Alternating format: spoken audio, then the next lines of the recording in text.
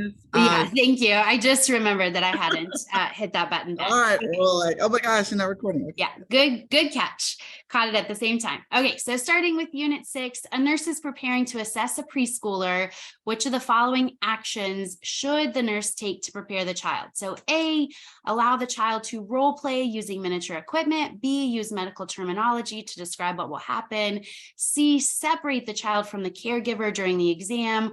Or D, keep the medical equipment visible to the child. Which is our best answer? A. Absolutely. A is our best answer. So we're keeping in mind Erikson here. Our whole idea is to make it safe and not scary. Medical terminology is not going to help. They're barely understanding regular words at this point. Separation anxiety could still be a factor in this population, and the medical equipment could scare the child. So looking at that, less scary approach would be to let them role play. They can hold your stethoscope, the blood pressure cuff, anything that's safe for them is going to be perfectly fine, just to show them that it's not going to hurt. All right.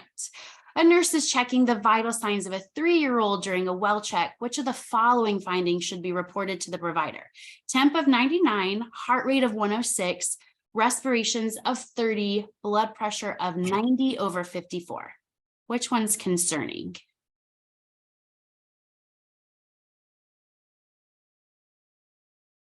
I was at the blood pressure.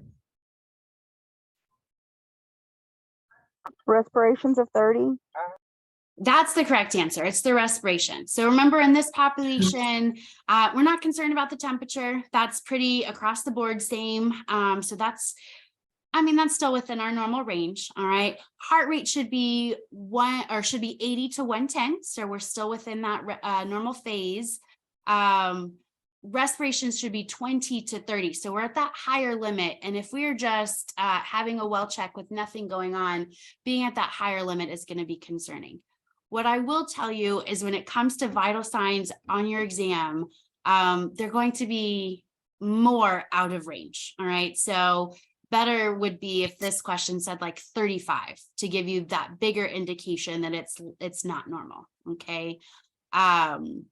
Temperature, remember, across the board is relative. You know, that think of 97.6 to 99.6. That's all well within our normal bubble, depending on what type of temperature, like where it's coming from. So really pay attention to the heart rate and the pulse. You may see questions about blood pressure as well.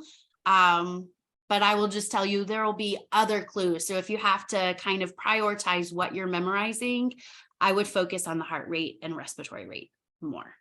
Okay.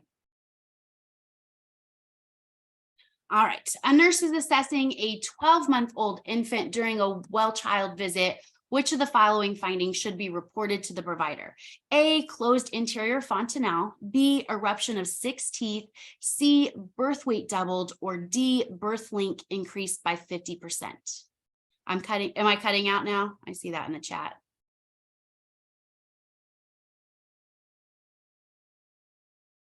C. Birth weight. Yes. No. C is the correct answer. What do we want our birth weight to have done by 1 year? Triple. Very good. The rest of those are normal findings. So our anterior fontanelle typically closes between 12 to 18 months. At 12 months, typically 6 to 8 teeth have erupted by this point. Length is right on target. We expect that to be about 50% by 1 year, but that birth weight should be tripled. Very good. All right, nurses providing education about introducing new foods to caregivers of a 4-month-old infant. The nurse should recommend which of the following foods first? A, strained yellow vegetables. B, iron fortified cereals. C, pureed fruits. Or D, whole milk. B. Absolutely, yes. Remember, the recommendation is anywhere between 4 to 6 months starting on those foods, but we want to start small, start basic, and that iron fortified cereal is going to be the best thing. Okay, whole milk doesn't come until after 12 months. We're going to focus on either formula or breast milk. Pureed fruits, are something that we're going to get to, but we typically mix them with breast milk. So starting with the thing that's going to be easiest to tolerate by that baby is going to be the iron fortified cereals. Good job. All right, a nurse is providing anticipatory guidance to the caregivers of a toddler. Which of the following should the nurse include? This is a select all that apply. So we'll just go one by one. Just tell me yes or no. So develop food habits that will prevent dental caries. Yes or no? Yeah. Absolutely. Yes. B, meeting caloric need results in an increased appetite.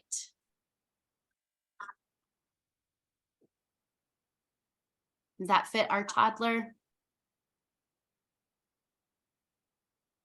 No. Yes. It doesn't. We'll talk more about it in just a second, okay? C, expression of bedtime fears is common. Yes. Absolutely. Yes. D, expect behaviors associated with negativism and ritualism.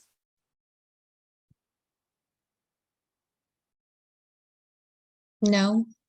So that one's going to be true. We'll talk about both of those in just a second. And then E, annual screenings for PKU are important.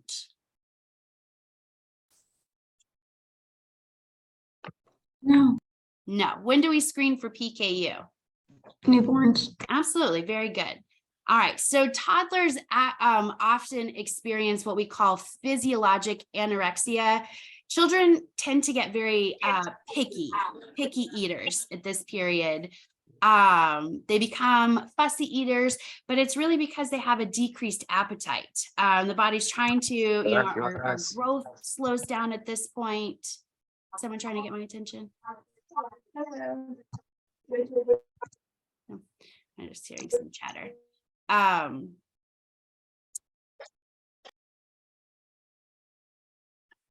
Our growth slows down, so we can see that manifest in less interest in food. You're cutting out really bad. Okay, let me turn off my camera then. All right, we'll see if that helps. So just to repeat, B is not correct. We see that physiologic anorexia, that's related to the decreased growth that we see. Did it get better? Less breakup? Yeah. Okay, great. And then that negativism, in this time period, the child's favorite word becomes no. He wants to assert control. He tells the parents or the caregivers no for everything. That's negativism. Ritualism is just doing the same things over and over. So that routine becomes very important. He wants to have dinner at the same time. Bath time happens at the same time. Bedtime should happen at the same time. May also have certain stuffed animals or loveys, whatever you call it in your family, may have certain things that he needs to do in order to have a smooth transition from playtime to nap time to bedtime, whatever we may be talking about. So that is also true. Okay. We covered that PKU is something that we screen for in the newborn. It is a congenital disorder, something we are born with. So we would know that early on, not something we have to screen for every year. All right. A nurse is caring for a preschool age child who expresses the need to leave because their doll is scared to be home alone. What example of pre-operational thinking is the child exhibiting? Is this A, egocentrism, B, centration, C, animism, or D, magical thinking? C. Yes, it is C. What's your rationale? What makes you think that? I think we can separate A and B. Typically comes down to C and D for most students. What made you lean more towards animism rather than magical thinking? I was looking at it like animate. Yeah, that's as a far great as way to just how think to about remember Yeah, I it. looked at it as like animal. it. Perfect. So remember egocentrism. We do see this in our toddler. Remember, this is the world is all about me. Okay, centration, we tend to focus on a single aspect. It's not big picture. That's also not what we're seeing here. Animism is where we give human qualities to an inanimate object. So if thinking about animal helps you, I mean, we know that that animal can't speak to us. That animal is not going to have those same qualities. So that is a great connection. So keep going with that. When we're talking about magical thinking, what the child is thinking here is that whatever they have done or whatever they're thinking, they can believe that into existence. Okay, so big separation here between those two. So human qualities given to an inanimate object is what we're talking about with animism. Very good. All right, a nurse is providing education about age-appropriate activities to the caregivers of a 6-year-old. Which of the following activities should be included? So whenever you're seeing these type of questions, think about what is physically capable or what the age that you're giving is physically capable of. Okay, so A, jumping rope, B, playing card games, C, solving jigsaw puzzles, D, joining competitive sports. I guess we should also look at it from a neurologic standpoint. What could they do from that developmental standpoint as well? So which one makes the most sense? A. Absolutely. By 6, they should be able to have the balance that's necessary to jump rope, okay? While they could get involved in organized sports, when we talk about competitive sports, we're going to save that for our older child, okay? They really understand rules, all right? Card games and jigsaw puzzles we can do for a younger population, so may not meet the developmental needs of that 6-year-old, okay? All right, a nurse is teaching a safety course for the caregivers of school-aged children. Which of the following information should be included? So this is another select all it apply. We'll go one at a time. So A, gating stairs at the top and the bottom. Is that appropriate for a school-aged child? No. No, we should have done that much earlier, right? By school age, they should be able to balance and walk effectively. So typically we can take those gates away, okay? B, wearing helmets when riding bicycles or scooters. Yes. Absolutely. C, riding safely in the bed of a pickup truck. No. Who is that safe for? No one. Very good, very good. D, implementing firearm safety. Yes. Absolutely. If there's a gun in the house, we absolutely want them to be safe. Wearing seatbelts. Yes. Absolutely. Very good. So like we covered, gating should occur in the infant and toddler stages. By school age, we should be able to carefully climb up and down the stairs. And then again, it's not safe for anyone to be in the bed of a pickup truck. All right. A nurse is providing anticipatory guidance to the caregiver of a 13-year-old. Which of the following screenings should the nurse recommend? Another select all that apply. So A, BMI for our 13-year-old. Yes. Yes. Absolutely. Absolutely. B, blood lead level. No. Nope. Remember, we're going to cover that earlier in life. Very good. C, 24-hour dietary recall.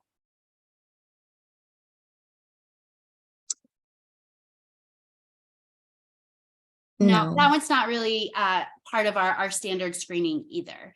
D, weight. That one's kind of a give me. We know that we're going to have that weight to determine that BMI. And then last, we have scoliosis. Yes. Absolutely. It's a great time to screen for that. The annual screenings of BMI, weight, and scoliosis are recommended. Lead levels, we typically screen between 1 and 2, and that 24-hour dietary recall we said is not routine. All right, a nurse is preparing to administer an IM injection to a child. Which of the following muscle groups is contraindicated? Is it A, deltoid, B, ventrogluteal, C, vastus lateralis, or D, dorsogluteal?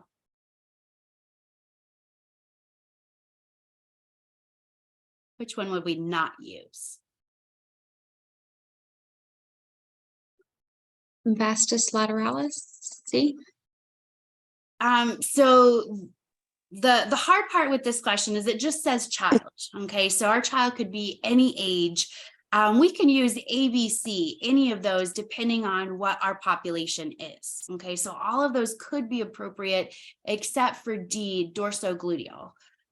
Just like in the older population, we typically don't use that site. There's a lot of nerves and blood vessels in that area, can cause a lot of damage, especially that sciatic nerve. So that's not a site that we use.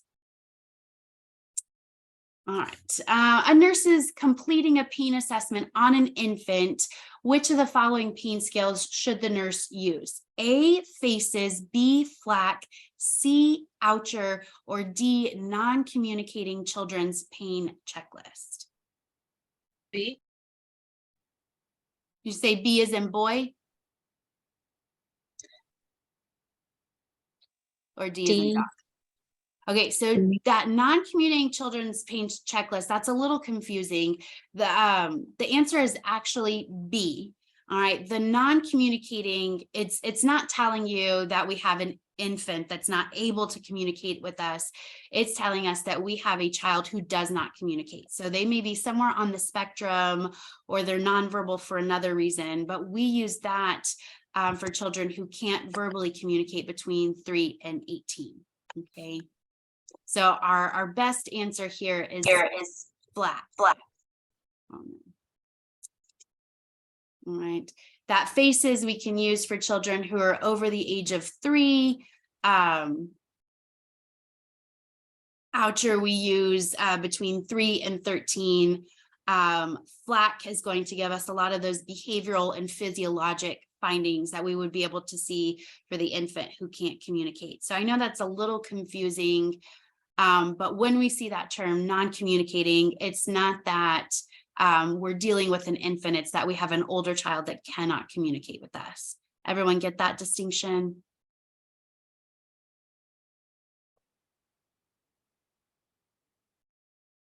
All right, let's go on to our next question. The nurse is caring for a preschooler. Which of the following is expected behavior? A, describing manifestation of illness. B, relating fears to magical thinking. C, understanding cause of illness. Or D, awareness of body function. B. B is in boy, is that what you said? Yes, that is Yes. the one that makes the most sense. Remember, we said that magical thinking is whatever I am thinking, I make it happen with my brain. Okay, so that one for a preschooler makes the most sense here. All right, the nurse is caring for a toddler. Which of the following behaviors is an effect of hospitalization? Another select all that apply. A, believes the experience is a punishment. Yes. Yes. That one's actually a no, No. because of the age. If we had a preschooler, then yes. But remember, cause and effect, we're not fully understanding that at the toddler yet. So they won't really get that whole connection there. Okay. B, experiences separation anxiety. Yes. Absolutely. So we include the parents or caregiver as much as we can. C, displays intense emotions. Absolutely. Yes. This is something that we characterize our toddler with, right? D, exhibits regressive behavior. Yes. Absolutely. What do we mean by regressive behavior? Like going back to younger, how they acted, how the child acted younger. My words aren't working right, but that's what I'm okay. trying That's to say. okay. You're getting it. You're getting it. Like somebody Yes. who's like a child who's potty trained starts having accidents. There you go. Yeah, Amber, that's a great example. And then E, manifests disturbance in body image. No. No, that's they're not going to be at that age. That's typically more common in our adolescent. Okay, so preschool children may see the illness as a punishment. Adolescents going to have those disturbances in body image. The rest of them fit with our toddler. All right, a nurse is teaching a caregiver about parallel play in children. Which of the following statements is true regarding parallel play? So A, children sit and observe others playing. B, children exhibit organized play when in group. C, the child plays alone. Or D, the child plays independently when in a group. Which one's D. parallel play? D. Very good. That one is D. So A we call onlooker play. B is team play. C is that solitary play. So very good. We're playing next to someone, but not really engaged with them. All right. That's the last question over Unit 6. Does anybody have anything that you want me to clarify about that unit before we move on?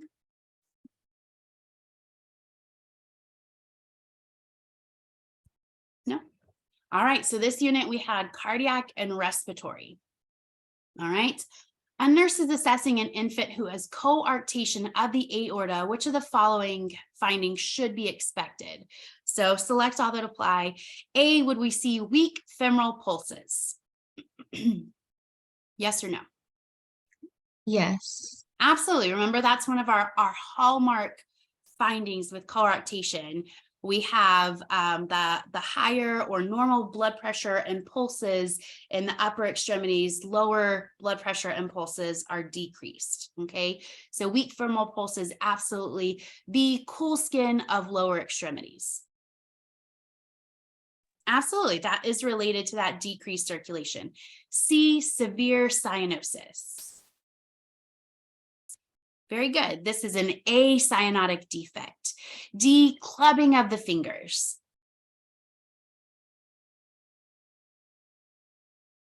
What did we say about clubbing of the fingers? What causes it? Chronic oxygen. Chronic, yeah, chronic, prolonged low levels of oxygen. So we're not going to see that in our infant, okay? Because we're going to fix this problem before it becomes a chronic issue. Otherwise, the child is going to die, okay? And then E, low blood pressure. It would be helpful if that said Yes. lower leg or lower extremity blood pressure. But yes, that's the big distinction like we already talked about. Very good. All right, a nurse is assessing an infant who has heart failure. Which of the following findings should the nurse expect? So first we have bradycardia. Do we see that in heart failure?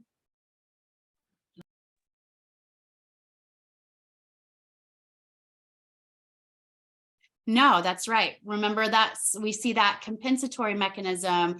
So we're actually going to see tachycardia. The heart is going to beat faster to try to get more oxygen out. B, cool extremities. Yes. Absolutely, that's related to that poor circulation. Okay. C, peripheral edema.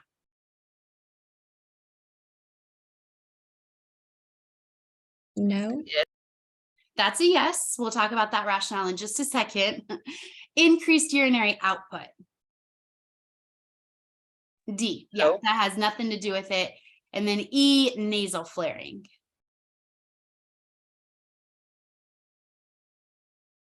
Yes. Absolutely. Why do we see that nasal flaring? Because of decreased oxygen. Yeah, it's a compensatory mechanism. We're trying to take in more oxygen. So tachycardia, we know instead of bradycardia, we're trying to increase that circulation. The edema is related to poor circulation as well. We actually see a decreased urinary output because the body is not able to keep up with demands. And then nasal flaring we covered. Very good. What's interesting about this question is it doesn't Yeah. address left or right heart failure. It just says heart failure. You don't know if you're looking for answers for left or right or both. Very good. That's a great point. That's definitely something that you want to keep in mind. All right. A nurse is providing teaching to the caregiver of an infant who has a prescription for digoxin.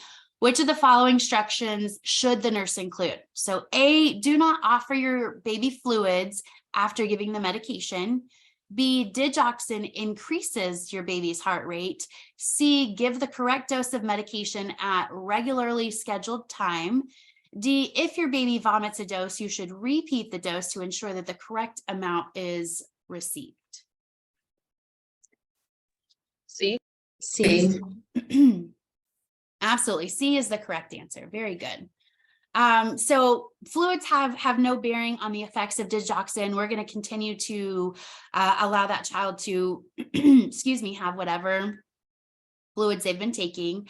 We know that dig is actually works to slow the heart rate by increasing the heart's contractility. Why is D not the correct answer? Because that's double dosing. Yeah, we have no idea. I mean, did the baby vomit the whole dose, the half dose? We could end up overdosing this child. So in our instructions, what we would want to tell our parent or caregiver is if that baby does vomit the dose, wait until the next scheduled time to give that medication, because we don't know how much was actually absorbed. Okay. All right, a nurse is caring for a 2-year-old who is scheduled for a cardiac catheterization. Which of the following actions should the nurse take? A, place on NPO status for 12 hours prior to the procedure. B, check for iodine or shellfish allergies prior to the procedure. C, elevate the affected extremity following the procedure. D, limit fluid intake following the procedure. B. Absolutely. Why is B the correct answer? Because they use an iodine. Using and, iodine. Absolutely. Very Yeah. good. So only have to be NPO for 4 to 6 hours, 12 hours in our 2-year-old. We could be looking at potential fluid and electrolyte imbalance to that dehydration. So 4 to 6 hours is plenty. We actually want to keep that leg, whichever leg we use for the cardiac catheterization, straight to allow for better healing. And we want to increase our fluid intake. Why are we increasing our fluid intake? In order to get rid of the iodine. Absolutely. Very good, Brian.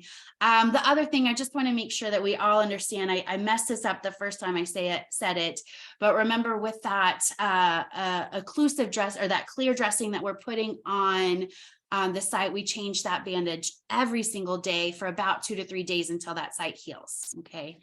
I got those numbers backwards the first time, but it's every day for about 2 to 3 days. I'm sorry, could you repeat that?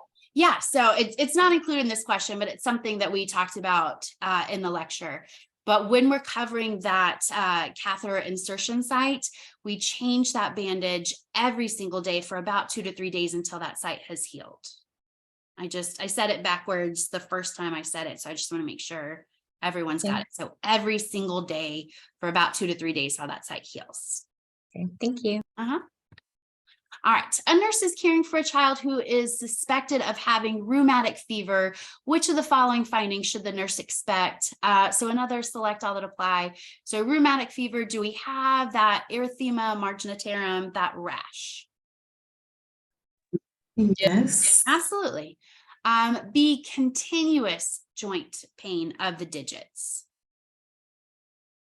I think yes. Brian Yes. shook his head. Brian, why are you saying no? It is intermittent. Very good, Cheryl. C, tender subcutaneous nodules.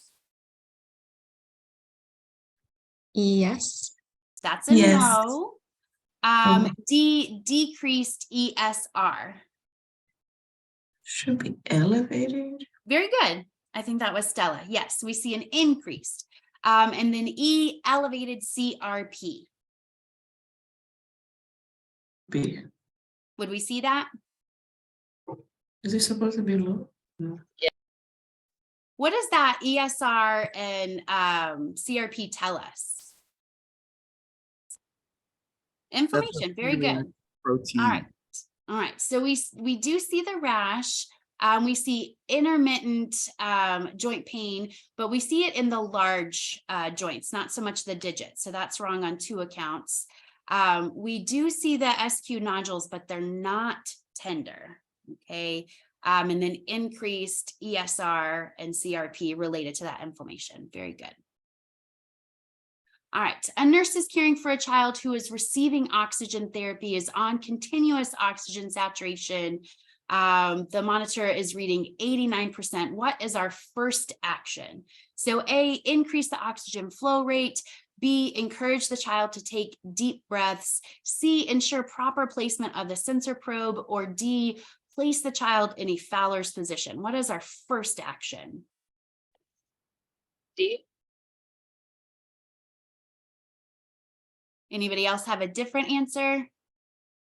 C. I would say check the probe. Very good, Brian. Absolutely. None of those other things are going to show any improvement if our probe is not on first. We could easily just have that probe not in the right placement. Maybe it's hanging off the child's finger. It's not making good connection. We're always going to start with our troubleshooting there. If we've checked our proper placement and we're still seeing low oxygen, now we may need to do something else. Okay, so first check to make sure your equipment is working correctly, and then we take those next steps. Very good. All right, a nurse in the emergency department is assessing a newly admitted infant. Which of the following findings is an early indication of hypoxemia? So A, non-productive cough, B, hypoventilation, C, tachypnea, or D, nasal stuffiness. So early finding. B. That's actually going to C. be a later finding. Yeah, C. absolutely. It's C, tachypnea. Remember, our body is going to try to compensate by increasing the amount of oxygen that we're sending out. The first thing that we do is increase our respiratory rate. Okay, so cough and nasal stuffiness, we see that related to respiratory infection. That doesn't really fit here. Hypoventilation is a late sign, or could be a sign of oxygen toxicity. We've got too much oxygen. So first, or that early sign, is going to be that compensatory mechanism that we see in tachypnea.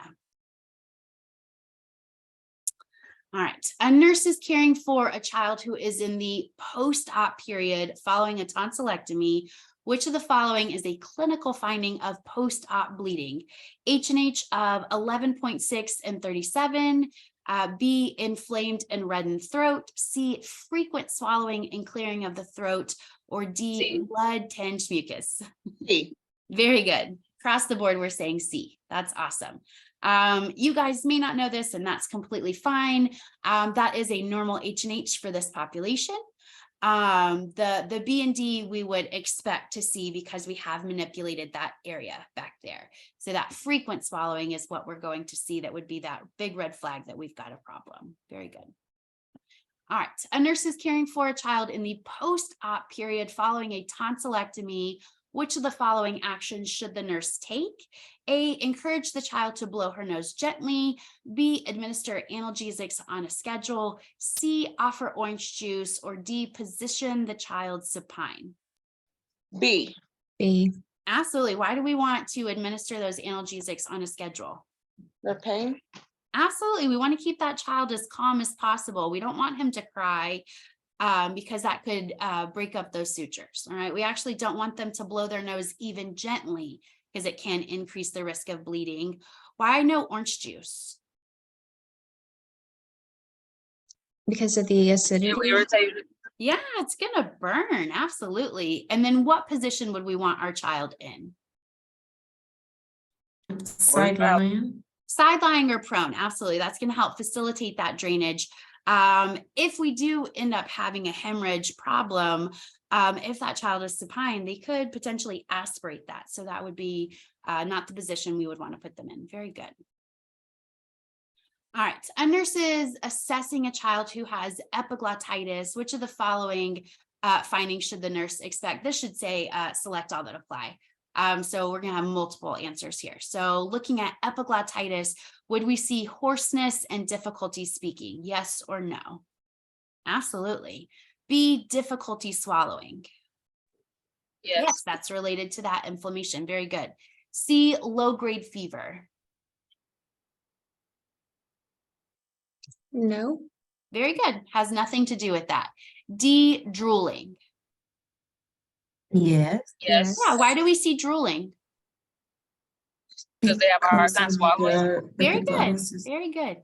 E, dry barking cough. That's more of croup. Yes. Very good. I heard someone say it. We see that with croup. And then F is stridor. Would we see that? No. We actually would. Asthmatic? What's happening with stridor? Where's our problem if we're hearing stridor? Does that mean fluid got in the lungs? No, so stridor actually we're going to hear in our upper airway. So because we're looking at epiglottitis, this is possibly what we would hear. It's really just that air trying to get past that blockage. So we That may would be hear like an that. emergency. That wouldn't be unexpected finding, would it? I think a stridor more is an emergent kind of thing. Well, yes, but this is an emergency. Remember, epiglottitis is our medical emergency. Oh, okay. I didn't understand the question.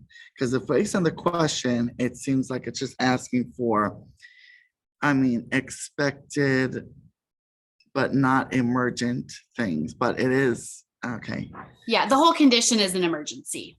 okay. All right, a nurse is assessing a child who has asthma.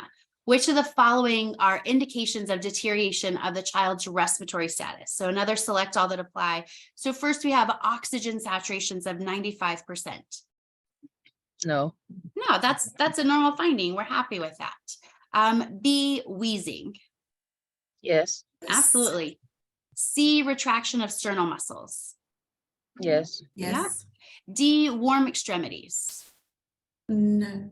No, that would tell us that our circulation is going fine. So that wouldn't be a concern. E, nasal flaring. Yes. Yes. Absolutely. That's another one of those compensatory mechanisms to try to increase our oxygen. So that tells us that we've got an increased work of breathing. Very good. All right, a nurse is reviewing the diagnostic findings for a preschool age child who is suspected of having cystic fibrosis. Which of the following findings should the nurse identify as an indication of cystic fibrosis? So A, sweat chloride of 85 milliequivalents. B, increased blood levels of fat soluble vitamins. C, 72-hour stool analysis sample indicates hard packed stool. D, chest x-ray negative for atelectasis. Is it B? A. The sweat A. chloride. It is actually A. So even if you didn't know if that was the normal value there, maybe you would be able to deduce the correct answer. So increased blood levels of fat soluble vitamins. We know cystic fibrosis comes with an increase in diarrhea. So we're actually going to have less levels related to that malabsorption. Okay, what do we see in our stools? What kind of stools do we see with cystic fibrosis? Fatty stools. Absolutely, yeah. So we see those large, bulky, greasy, foul-smelling stools. That's steatorrhea. And then D is wrong. Why is D wrong? Because atelectasis is basically lung collapse. So Yeah, so that is Mhm. something that we're going to see Yeah. related to that very sticky, tenacious mucus that we associate with cystic fibrosis. All right, a nurse is performing an admission assessment for a child who has CF. Which of the following findings should the nurse expect? Another select all that apply. So A, would we see wheezing?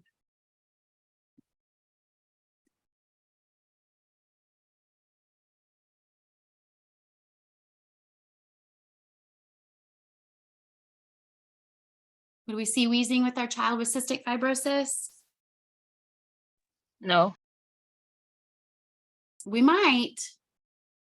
Why might we see? I don't know. I like that. Why might we see wheezing with someone who has cystic fibrosis? What does wheezing tell us is going on? They're- Couple readings.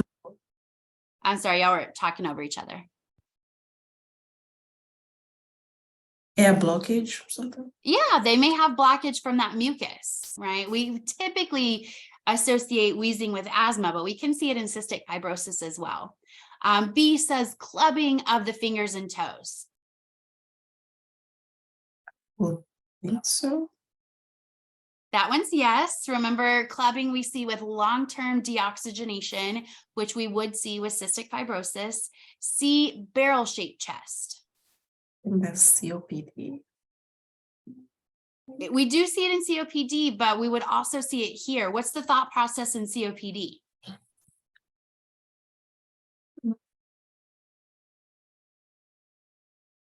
Could be related to fluid. All right, thin, watery mucus. Sh- be- Should be thick. Very good. We see thick, tenacious mucus. E, rapid growth spurts. Brian shaking his head. Why are we not going to see rapid growth spurts? Well, they're not getting enough oxygenation. They're not getting enough perfusion to all their extremities. So it's not going to be rapid. It's going to be slow growth. spurt. Ah, you can't see me, but I'm clapping for you. Very, very good. So from that long-term oxygenation, the body having to work harder, that's what causes that barrel-shaped chest. The lungs actually overinflate because they're trying to compensate for not being able to move effectively. Okay, clubbing of the fingers is long-term. We covered the mucus. We see thick mucus, and then Brian nailed it with his explanation of why E is incorrect. Very good. All right, a nurse is providing discharge teaching for the child with CF. Which of the following instructions should the nurse include? So A, provide a low calorie, low protein diet. B, administer pancreatic enzymes with meals and snacks. C, implement a fluid restriction during times of infection. And D, or D, restrict physical activity. I think it's B. B, absolutely. What type of diet do we want for our patient with cystic fibrosis? High calorie, high protein diet. Very good. Yeah, they've got that poor absorption. So we really throw whatever we can at them, whatever we can get them to eat. Why is C incorrect? Why would we not implement a fluid restriction? We want to thin the mucus. Oh my so- gosh, you guys are nailing it. I'm so proud of you. Yes, we want to thin that mucus. Absolutely. And then why is D wrong? Why would we not want to restrict physical activity? We want them to be active. It will help with thinning the mucus up. Yeah, it helps thin the mucus. It also stimulates mucus expiration. It gets things moving, facilitates lung expansion. Very good, guys. And then remember with those pancreatic enzymes, especially with our younger population, they come in big capsules. They're not things that they have to eat. They don't have to take the pill. We can sprinkle them on their food. Okay, guys are doing so great. All right, now we're into GIGU. I think we have just enough time to get through it. So let's keep going. So a nurse is caring for a child who has watery diarrhea for the past 3 days. Which of the following actions should the nurse take? So A, offer chicken broth. B, initiate oral rehydration therapy. C, start hypertonic IV solution. D, keep NPO until the diarrhea subsides. What's our first action? Rehydration. So that's B. Oral. Why do we start with oral? The least invasive. Very good. Oh, you guys are just, I'm beaming over here. You can't see me, but I'm beaming. All right. Why would we avoid chicken broth? The salt. It's salt content. Absolutely. Oh my gosh, you guys are so smart.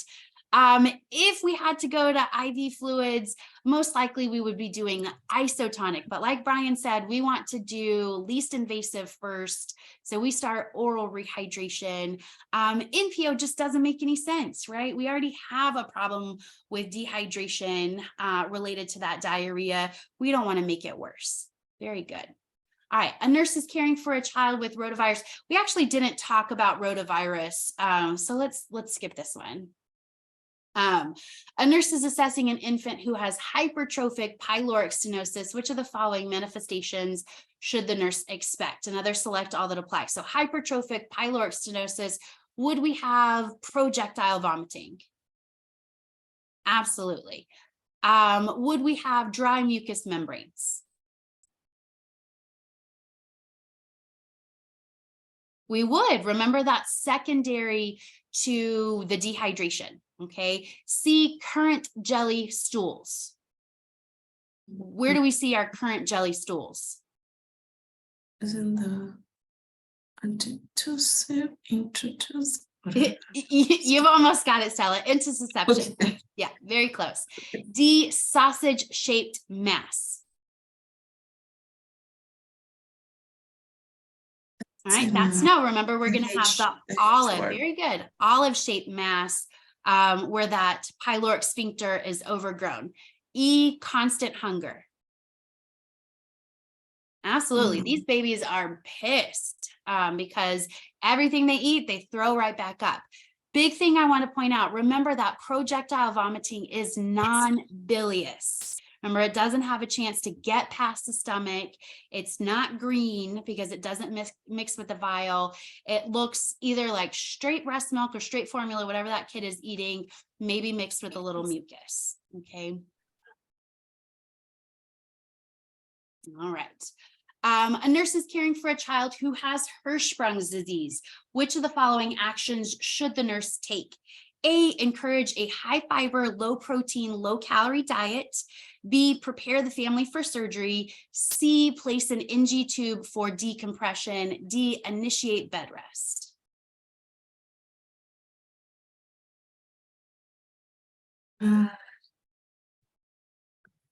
Is it B? Is it C? Is it B? It's B. Very good. Remember, Hirschsprung's is where we have that agangliotic, there's no peristalsis happening in that rectum. The only thing that is going to fix this is surgery. All right. We don't want to feed this child by mouth until that surgery has happened, because then he's at risk for an impaction. All right. Or an ileus. All right. A nurse is planning care of a child who has a UTI. Which of the following interventions should the nurse include? A, administer an antidiuretic. B, restrict fluids. C, evaluate the child's self-esteem. Or D, encourage frequent voiding.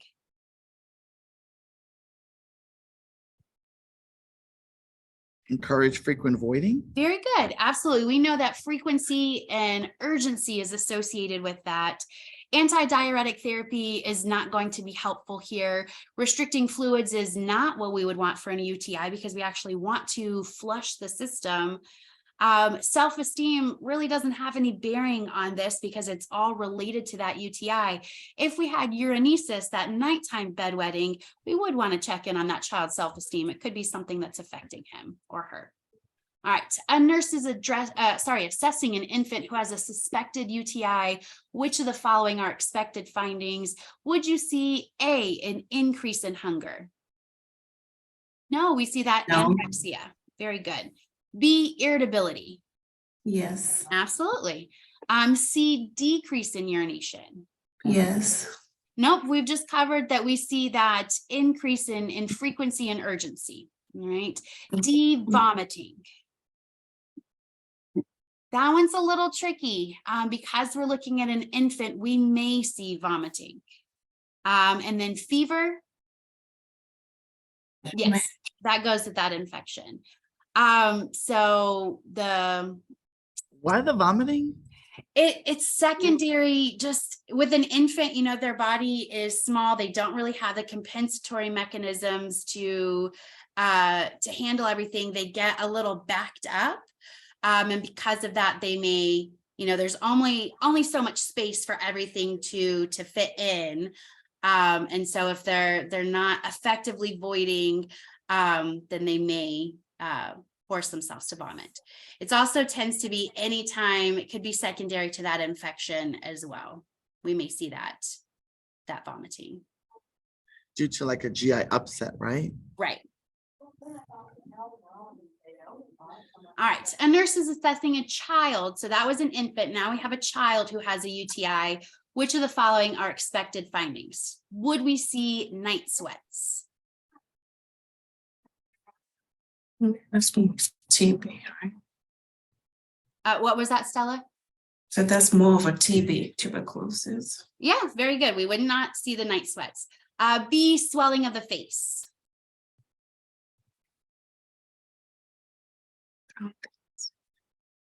No. So that one's actually yes. What about C, pallor? Those two kind of go hand in hand. We'll talk about the rationale in just a second. D, pale colored urine. Yes. No, what kind of urine are we going to see? Dark, Very good. We're going to see dark urine. And then fatigue. yes. Yeah, that fatigue typically is secondary to the anorexia, right? They're not interested, they don't have the energy. So the edema is related to the proteinuria, so holding or spilling out all the protein. The pallor is secondary to the damage of the red blood cells from the infection. So if you found these last two questions difficult, I would go to your textbook and really look. I didn't reference it today, but I'm pretty sure in the new edition, there is one as well. There is a graphic in this section, I think it's chapter 45, that goes through the differences of presentation versus the infant versus the child. So if you struggled with these two questions, that would be a great thing for you to review. Okay, sorry, I don't have a page number. I'll see if I can find one and post it. But you guys can look for it as well. All right, a nurse is caring for we didn't talk about that. Never mind. All right, a nurse is assessing a child who has nephrotic syndrome. Which of the following findings should the nurse expect? Another select all that apply. So nephrotic syndrome, would we see a urine dipstick that said or showed 2+ proteins? Yes. Absolutely, we're spilling protein. Very good. B, edema in our ankles.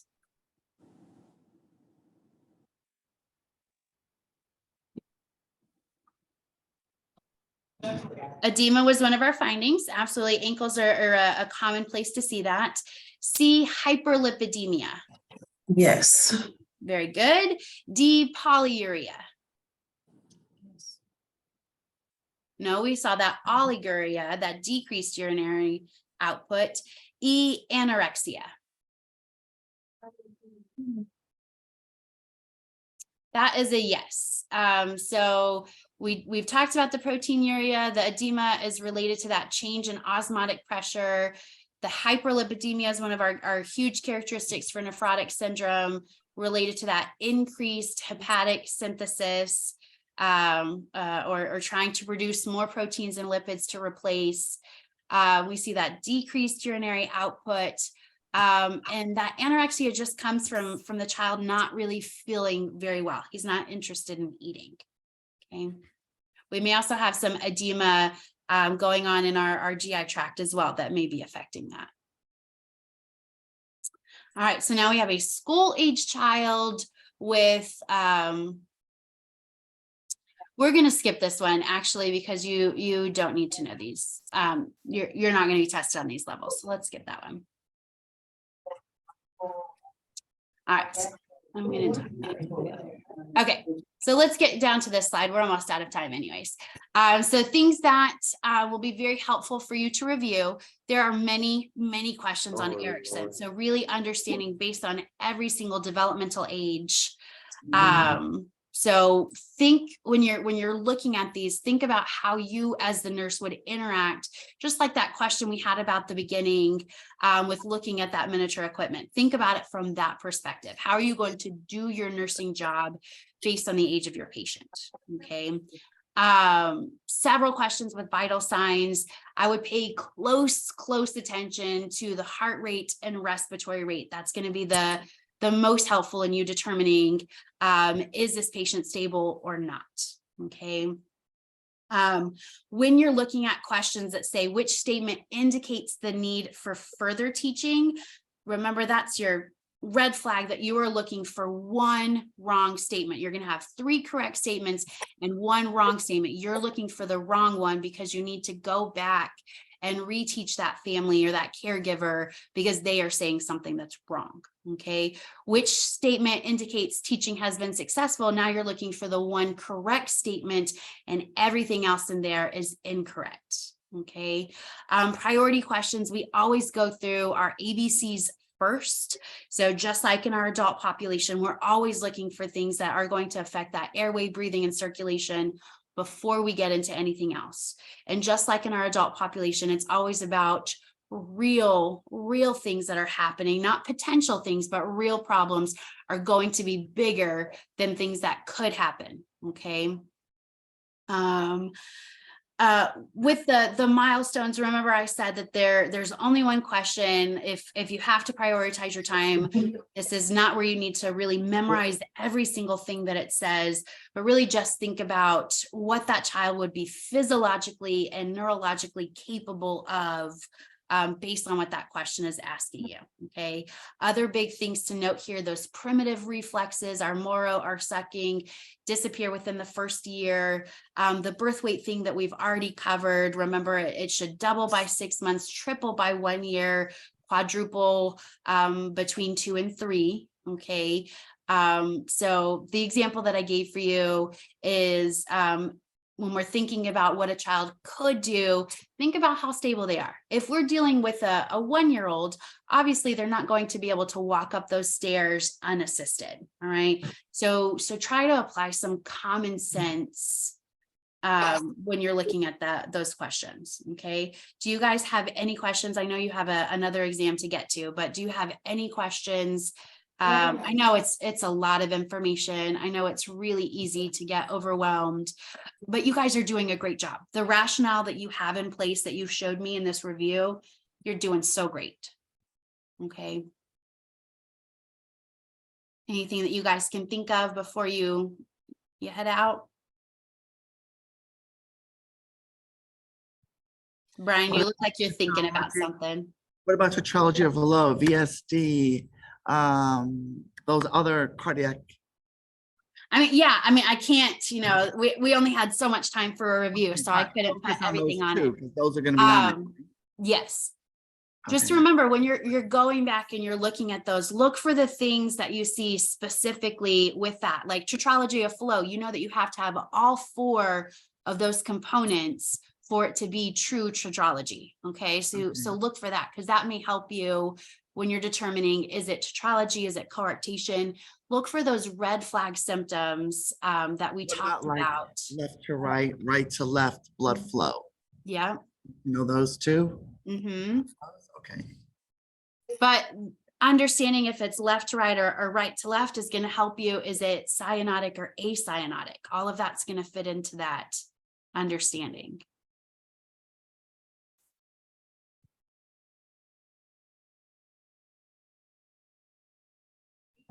Thank you for doing that. You're welcome. I hope it was helpful. While you guys are studying today, if you have any questions, anything that comes up, just shoot me an email. I'm happy to clarify as best I can. And I will see you all in person tomorrow. Okay. All right, thank Good you. luck on your test today. I'll see y'all tomorrow. Thanks. Bye. Bye.